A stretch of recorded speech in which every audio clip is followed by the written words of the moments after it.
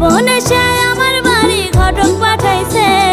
দুষ্টু একটা ছেলে আমায় পাগল করেছে, সে যে মিষ্টি করে ভালোবাসার পত্র দিয়েছে। দুষ্টু একটা ছেলে আমায় পাগল করেছে, সে যে মিষ্টি করে ভালোবাসার পত্র দিয়েছে। সে যে মোবাইল ফোনে মেসেজ দিয়া ভাব জমাই আছে, আরে মোবাইল ফোনে